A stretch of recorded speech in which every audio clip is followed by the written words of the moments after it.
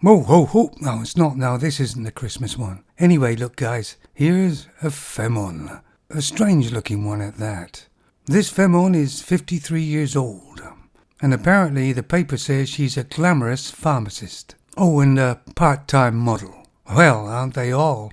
But why do they say glamorous pharmacist? When they talk about a man, they don't say he's a handsome pharmacist or a rugged pharmacist. No, they just say he's a pharmacist. Femons always have to have special names to build them up. And she's not really a pharmacist. She's a pharmacist's assistant. And she's originally from Syria.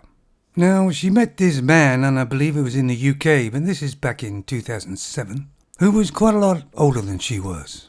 But unfortunately, he was a very trusting soul. And he let her move into his house. And they became an item.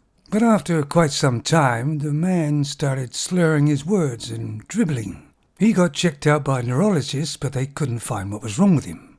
Anyway, eventually he collapsed a couple of times, and eventually he was taken into hospital.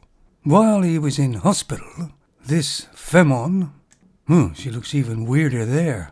What's wrong with her mouth? Stole his bank cards and went on a shopping spree of £6,000. As one of his family members was a biologist, he asked the doctors to do some toxic tests. I know there's a name for it, but I can't say it. Toxology. Oh yeah, they also found out that she had made him sign over his car, which was a sports car, a Porsche Boxer. Actually, they're nice. As well as his corporate pension. God knows why he would do that.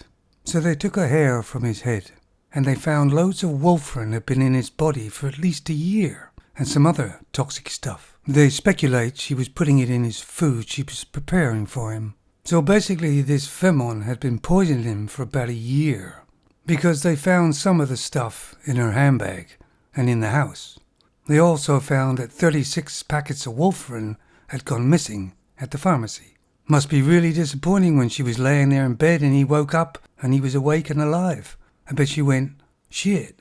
I guess when he went into hospital, she thought, well, this is it. It's all mine now. But unfortunately, it didn't work out that way. Of course, she completely denied it, as usual. But the court didn't buy it. But unfortunately, the man did die a little bit later on from cancer of the bladder, which is unrelated to the poisoning. But this Femon was jailed for a minimum of 7 years. I mean, she did it for a year. And she probably smiled at him, slept with him, knowing full well she was trying to kill him. And really, what was her motivation? Greed, money, materialistic things. Who knows if the poison shortened his life? But either way, he was ill, very much of it, at the end. So you see, guys, even at 53, from a country in Syria, they're exactly the same. Never trust them. Me, myself, I trust Satan before I trust a Femon.